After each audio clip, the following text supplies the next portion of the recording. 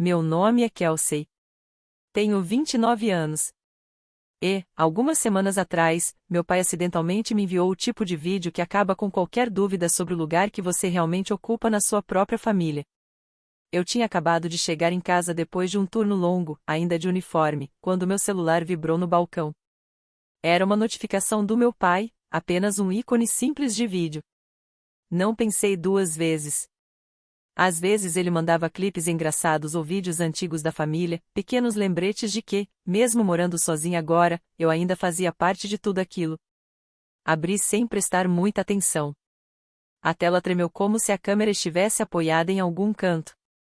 Vi a beirada do sofá dos meus pais, o canto da mesa de centro, o contorno borrado de pessoas sentadas juntas. Não conseguia ver todos os rostos, mas não precisava. Reconheci as vozes na hora. A primeira coisa que ouvi foi meu próprio nome, seguido de uma risada. Depois, a voz do meu pai, clara e relaxada de um jeito que nunca era comigo ao telefone, dizendo que eu era uma fracassada patética. Alguém riu e acrescentou que eu deveria ser grata por finalmente ser útil para alguma coisa, já que pelo menos servia para pagar as contas de todo mundo. Eles não sussurravam. Não estavam bêbados. Estavam confortáveis. Altos, rindo do fato de que por anos eu tinha enviado dinheiro todo mês, mantendo as luzes acesas, pagando aluguel, salvando todos de encrencas. E, aos olhos deles, isso me tornava patética. Fiquei ali parada, com as chaves ainda na mão, assistindo, ouvindo enquanto listavam as maneiras como poderiam me manipular caso eu tentasse parar. E então, bem quando o rosto do meu pai se aproximou da câmera, o vídeo cortou. Esta mensagem não pôde ser enviada. O chat ficou em branco, como se nada tivesse acontecido. Eu não respondi. Não liguei. Coloquei o celular de lado, encarei a janela escura da cozinha e tomei uma decisão. Eu não iria gritar, nem chorar, nem implorar por explicações. Eu iria esperar, porque em poucos dias o próximo pagamento venceria e era aí que tudo realmente começaria. Antes de eu contar o que ele disse e o que aconteceu depois que eu fui embora, me diga, que horas são aí agora e de onde você está assistindo? Estou curiosa para saber até onde essa história vai chegar. Na manhã seguinte, a pressão familiar já tinha voltado a pesar sobre mim, aquela que eu tinha me acostumado a ignorar até se tornar impossível. Era estranho como a memória muscular retornava tão rápido, como minha mente escorregava facilmente de volta para cálculos, datas, valores e o medo silencioso de saber que outro ciclo de pagamento estava vindo. Por anos, eu tratei aquelas semanas da mesma forma que outras pessoas tratam prazos no trabalho, uma responsabilidade inevitável, algo que eu cumpria sem questionar. Esse padrão não começou porque alguém pediu com educação. Começou porque a necessidade nunca parou. Avisos de aluguel, contas atrasadas, despesas médicas, consertos de carro, cada uma entregue a mim com a mesma certeza de que eu cuidaria de tudo. Quando eu era mais jovem, acreditava que ajudar fazia parte de ser a responsável da família. Mais tarde, quando me mudei para Oregon e comecei meu trabalho, os pedidos não diminuíram. Eles cresceram. Novas despesas surgiam mais rápido do que meus salários conseguiam acompanhar. De alguma forma, não importava o quanto eu trabalhasse, as emergências deles sempre chegavam primeiro.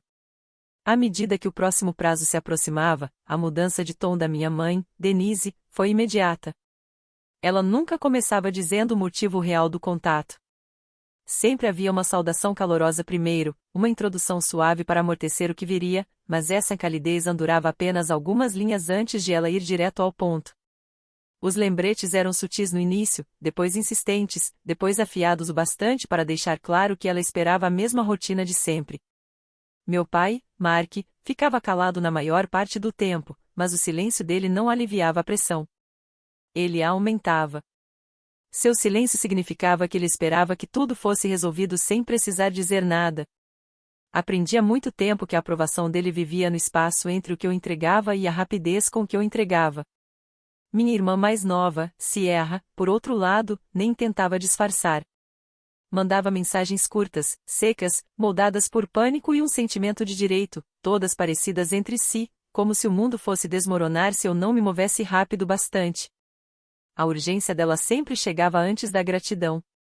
Cada notificação agora doía mais, não porque o tom fosse novo, mas porque eu finalmente entendia o que estava por trás. Eu tinha repassado aquele vídeo tarde da noite várias vezes na memória. Não as palavras em si, mas a facilidade com que foram ditas, o conforto, a certeza de que eu sempre obedeceria. E ainda assim, mesmo depois de tudo que ouvi, o instinto de resolver os problemas de todos ressurgia. Uma parte de mim automaticamente buscava soluções, números, possíveis ajustes no meu próprio orçamento. Era perturbador perceber o quanto esse hábito estava enraizado. Minha vida tinha sido organizada em torno das necessidades deles por tanto tempo que separar minhas responsabilidades das deles parecia desfazer um nó dentro do meu peito. Mas o nó começou a afrouxar quando percebi algo que nunca tinha permitido a mim mesma considerar. Eu não podia continuar assim. Não financeiramente, não emocionalmente, e muito menos fingindo que as expectativas deles vinham de amor. Essa verdade deixou o próximo passo claro. Não fácil, mas claro. Quando o prazo se aproximou, digitei uma resposta que parecia estranha sob meus dedos. Curta, quase vazia, nada parecida com as explicações tranquilizadoras que eu costumava enviar. Não havia desculpas, nem justificativas, nem promessas para compensar depois. Escrevi apenas o que precisava dizer, sem suavizar as bordas ou amenizar o sentido. E então apertei enviar. O momento seguinte foi silencioso, não exatamente calmo, mas firme. Eu não sabia como eles reagiriam e, pela primeira vez, não ensaiei as possíveis respostas na minha cabeça. Tudo o que eu sabia era que aquela era a primeira decisão, em anos, que realmente pertencia só a mim. Um pouco mais tarde naquela semana, uma notificação apareceu no meu celular com um peso diferente das outras. Não era outro lembrete da minha mãe nem uma mensagem tensa da Sierra. Era um áudio da irmã do meu pai, Valerie. Alguém que raramente me procurava diretamente, a menos que quisesse controlar o tom de alguma situação. Ver o nome dela ali significava que a casa tinha oficialmente elevado o nível do drama. Não abri imediatamente. Apenas encarei a prévia do áudio, aquela barrinha azul esperando que eu apertasse o play. Valerie sempre foi a pessoa que equilibrava a doçura com controle, apaziguando conflitos enquanto, silenciosamente, os direcionava. Era a diplomata, a intérprete, a que dizia entender os dois lados mas que sempre acabava ficando do lado de quem mais lucrava com o meu apoio. Se ela estava se metendo agora, significava que já tinham falado sobre mim. Falado sobre como eu tinha, de repente, me tornado desobediente, imprevisível, inconveniente. Eventualmente, apertei play. A voz dela preencheu minha sala imediatamente, quente no começo, quase melódica. Ela começou demonstrando preocupação, dizendo que esperava que eu estivesse bem, que tinha ouvido dizer que havia uma certa confusão sobre as despesas que estavam chegando. A maneira como disse confusão soou como se eu tivesse perdido o senso de responsabilidade, como se tivesse saído do roteiro. As palavras dela eram macias, calculadas, envoltas em um tom feito para me mergulhar em culpa. Conforme o áudio avançava, o calor desaparecia.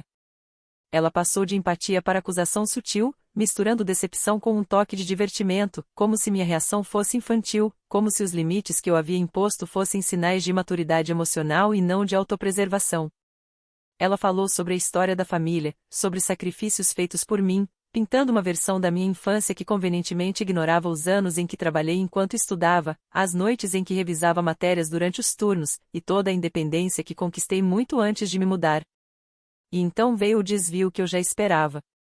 A escolha de palavras dela ficou um pouco mais afiada, só o suficiente para cortar. Ela disse: famílias sobrevivem apoiando-se umas nas outras, e se afastar agora mostraria a todos exatamente o tipo de pessoa que você está escolhendo se tornar. A implicação ficou ali, clara como vidro. Se eu não retomasse meu papel, estaria traindo todos eles. Segundo ela, amor e lealdade eram provados pela resistência especificamente a minha. O áudio terminou com um aviso disfarçado de compaixão. Valerie disse que, quando uma linha como essa é cruzada, fica muito difícil voltar. Disse que o ressentimento se acomoda nas pessoas e que perdão não é garantido. O tom deixava claro que, na visão dela, eu é que estava arriscando o futuro da família e não eles que vinham arriscando minha confiança há anos. Quando o áudio finalmente terminou, o silêncio ao meu redor parecia quase físico. Deixei as últimas palavras dela se assentarem, não porque tivessem alguma verdade, mas porque revelavam tudo o que eu precisava enxergar. Valerie não enviou aquela mensagem porque se importava comigo. Ela enviou porque tinham medo de perder acesso à versão de mim da qual dependiam. Eu não reproduzi o áudio.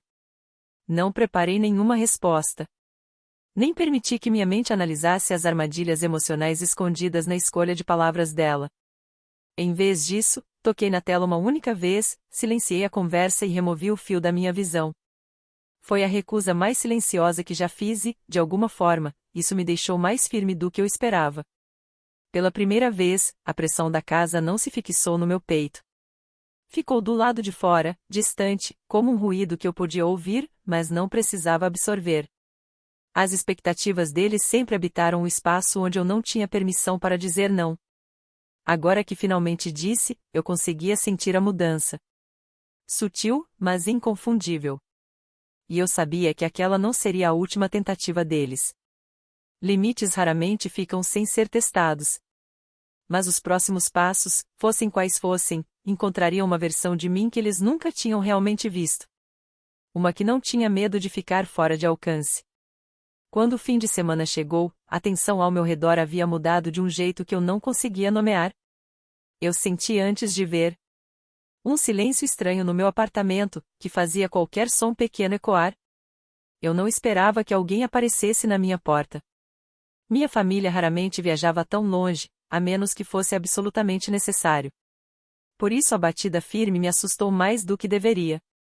Quando abri a porta, minha irmã mais nova, Sierra, estava na varanda, encharcada pela chuva implacável do Oregon, o rosto marcado por uma determinação cortante. Vê-la ali puxou algo apertado dentro de mim. Não exatamente medo, mas reconhecimento. Sierra nunca confrontava um problema diretamente, a menos que acreditasse estar em vantagem. Ela não esperou ser convidada.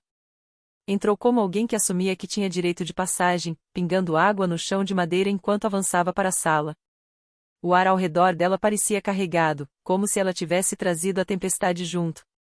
Fechei a porta devagar, deixando um pequeno espaço de proteção entre nós enquanto ela observava o ambiente, como se procurasse provas de uma vida secreta que eu pudesse estar escondendo. Era estranho vê-la absorver a calma ordenada da minha casa. Por anos, ela se comparou a mim às vezes com ressentimento, às vezes com uma admiração que nunca admitia. Mas hoje, em seu olhar, não havia nenhuma admiração. O silêncio se esticou até se tornar impossível ignorar. Sierra finalmente falou, a voz tensa, controlada, moldada pela frustração. Disse que não entendia o que eu estava fazendo, que eu havia jogado a casa inteira no caos. Ela caminhava de um lado para o outro enquanto falava, movendo-se em linhas duras, como se tentasse correr mais rápido do que a realidade que se formava ao redor dela. Mesmo sem acusações diretas, a implicação era clara. Para ela, minha hesitação era uma traição. Enquanto ela se movia, observei a tensão se acumular nos ombros dela. Notei as olheiras profundas, o jeito como suas mãos se abriam e fechavam, como se ela estivesse se preparando para um impacto. Por um instante, me perguntei se ela tinha vindo até mim em busca de conforto, se havia chegado procurando a irmã que costumava resolver tudo. Mas qualquer traço de suavidade nela estava enterrado sob uma camada grossa de direito e expectativa. Conforme continuava, o tom dela ficou mais afiado. Cada frase carregava a mesma crença, que eu devia a eles estabilidade, que minha recusa em cobrir as próximas despesas era imprudente, egoísta, perigosa. Deixei que ela falasse sem interrupção, não por culpa, mas porque eu precisava ouvir o formato da lógica dela. Ela não mencionou o vídeo. Não reconheceu o que eu tinha ouvido ou como aquilo poderia ter me afetado. Era como se meus sentimentos não existissem, como se a única realidade que valia era aquela que girava ao redor das expectativas deles. Ficou claro que ela não tinha vindo para entender absolutamente nada. Ela tinha vindo para me corrigir. O peso dessa constatação se acomodou sobre mim devagar, não doído, mas esclarecedor. Sierra não estava agindo por desespero. Estava agindo por certeza. Certeza de que eu cederia. Certeza de que eu retomaria meu papel, certeza de que a pessoa que sempre aparecia para resolver tudo apareceria de novo. Mas algo em mim já havia mudado. E observá-la agora só tornava essa mudança mais sólida. A presença dela não me puxava para trás. Ela desenhava um limite que eu não tinha sabido colocar em palavras até aquele momento. Finalmente falei não alto, não defensiva, mas com uma calma que até me surpreendeu. Disse que já tinha tomado minha decisão, que não havia mais nada a discutir e que eu precisava que ela fosse embora. As palavras não subiram, não tremeram. Simplesmente existiram, firmes e finais, como o clique de uma porta se fechando. Por um segundo, Sierra ficou paralisada. Buscou no meu rosto alguma rachadura, algum sinal de hesitação que pudesse usar para reabrir a conversa. Mas eu não tinha nada para oferecer. Ela virou o rosto de repente, a tempestade dentro dela se refletindo em cada movimento enquanto caminhava até a porta. Quando ela se fechou atrás dela, o silêncio que se instalou não era o mesmo de antes. Não era vazio. Era estável, firme, um silêncio que finalmente me pertencia. No começo da noite seguinte, um tipo diferente de tensão tomou meu apartamento, o tipo que aparece quando você sabe que algo está chegando antes mesmo que aconteça. Eu tinha acabado de terminar o jantar quando meu telefone acendeu com uma ligação do meu pai, Mark. O nome dele brilhando na tela como um aviso. Ele raramente me ligava diretamente, a menos que esperasse uma resposta imediata. Deixar tocar me fez sentir um poder estranho, mas acabei atendendo, não por obrigação, e sim para ouvir a versão da história que ele tentaria vender. O tom dele veio afiado, curto, controlado daquele jeito que ele usava quando queria que suas palavras fossem aceitas sem questionamento. Ele perguntou o que estava acontecendo, porque eu estava de repente complicando tudo, porque eu não podia simplesmente lidar com aquilo como sempre fiz. A frase não era nova, mas a expectativa por trás dela parecia mais pesada agora. Ele não perguntou como eu estava ou se algo tinha mudado. Só focou na interrupção que minha decisão tinha causado. Enquanto ele falava, ouvi um som leve de movimento atrás dele, o andar inquieto que sempre acompanhava a tensão na casa. Percebi que ele não estava ligando para entender. Estava ligando para restaurar a ordem. A ordem dele. Cada parte da voz dele sugeria que ele acreditava que minha recusa era temporária, algo que poderia corrigir com autoridade, não com conversa. Quando ele terminou, não ofereci explicações. Não suavizei nada. Apenas disse que eu não enviaria o pagamento. O silêncio que veio depois durou o suficiente para eu sentir o limite se firmar entre nós. Então ele soltou um suspiro longo e irritado, como se minha resposta confirmasse uma suspeita que ele já tinha, a de que eu não estava cumprindo o papel que ele esperava. Ele desligou sem esperar mais nada. Pouco depois, minha mãe, Denise, tentou. A voz dela carregava outra estratégia. Bordas trêmulas, um respirar que sugeria lágrimas, o ritmo familiar que ela usava sempre que queria me desarmar. Ela falou sobre estresse, sobre a instabilidade em casa, sobre como as coisas tinham sido difíceis ultimamente. Não mencionou o vídeo nem como aquilo poderia ter me afetado. Falou apenas de consequências, não de causas. Ouvir aquilo era como afundar debaixo d'água.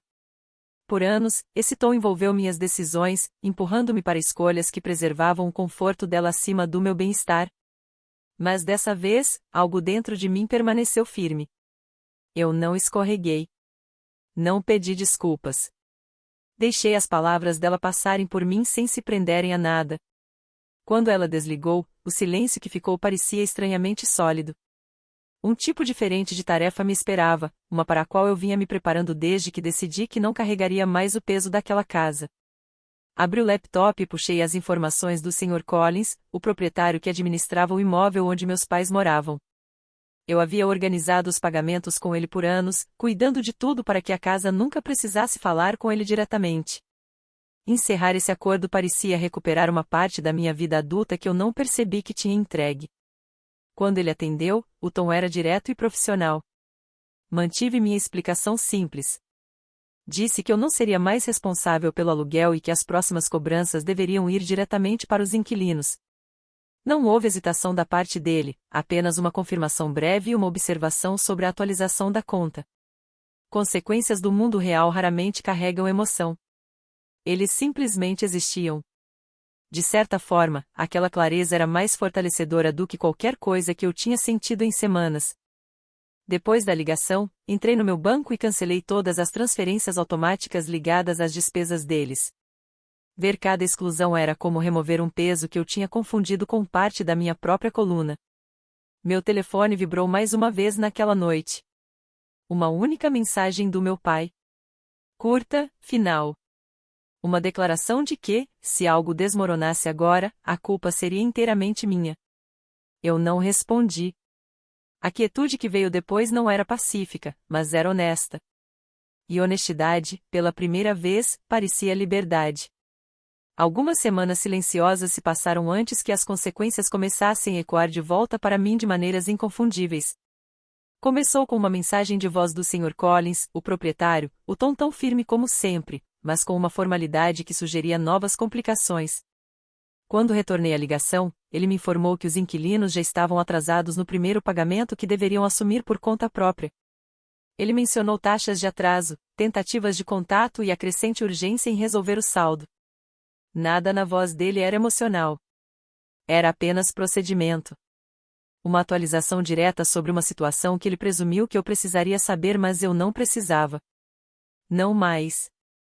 Encerrar o acordo tinha colocado toda a responsabilidade de volta onde ela pertencia. Ouvir aquilo não despertou a culpa que teria despertado antes. Em vez disso, pousou sobre mim como um lembrete de quão desproporcional meu papel na vida deles tinha sido. Agradeci, confirmei que todas as preocupações futuras deveriam ser tratadas diretamente com os inquilinos e encerrei a chamada. Mais tarde naquela semana, chegou inesperadamente uma mensagem de uma antiga vizinha dos meus pais. Ela não era alguém com quem eu mantinha contato, apenas um nome familiar ligado a memórias de infância, noites de verão e ferramentas emprestadas. A nota dela foi breve, mencionando tensão na casa, vozes elevadas com frequência suficiente para atravessar o quintal. Ela não me pediu para intervir. Apenas presumiu que eu já sabia.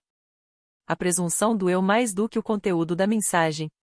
Revelou o quanto minha participação era visível do lado de fora, o quanto meu apoio financeiro tinha se tornado conhecimento comum de uma forma que eu nunca tinha pretendido. Pouco depois, mais fragmentos de informação começaram a chegar de diferentes lugares. Alguém comentou ter visto meu pai, Mark, saindo de um escritório de emprego cedo numa manhã, vestido com roupas de trabalho que ele não usava há anos. Outra pessoa insinuou que minha mãe, Denise, andava procurando parentes pedindo pequenos empréstimos, o tom dela alternando entre vergonha e urgência. E minha irmã mais nova, Sierra, cuja certeza costumava dominar qualquer conversa, de repente estava postando online sobre vender o carro, insinuando contratempos temporários sem nunca mencionar a causa. Nenhuma dessas atualizações veio diretamente deles. Chegavam como fios soltos carregados por um vento do qual eu já não fazia parte. E, pela primeira vez, a distância não parecia fria. Parecia merecida.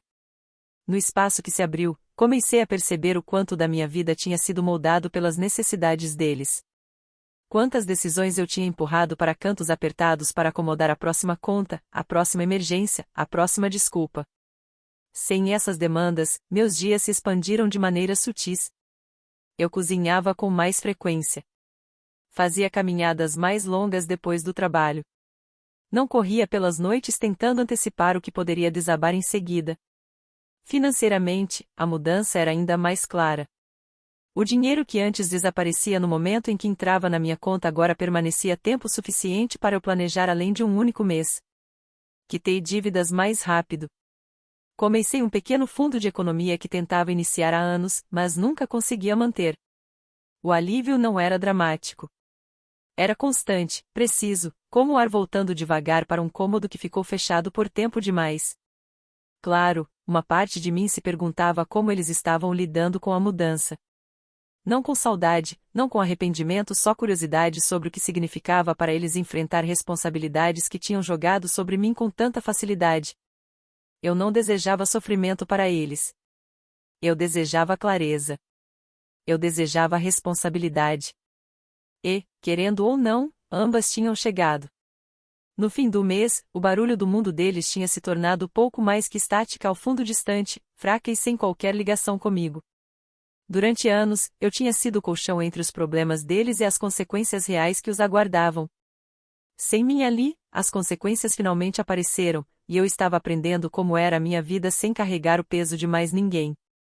Quando o mês terminou, a distância entre minha vida e a deles tinha se tornado algo sólido e inconfundível. Eu não buscava mais atualizações.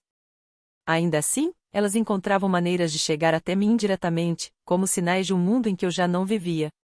Um desses sinais chegou por um número desconhecido tarde da noite, uma notificação com um único vídeo anexado. A curiosidade me cutucou mais do que a preocupação, então eu abri. A filmagem era trêmula, como se alguém tivesse gravado fingindo não gravar. Mostrava a sala da casa dos meus pais, iluminada por uma única lâmpada que jogava sombras irregulares pelo chão.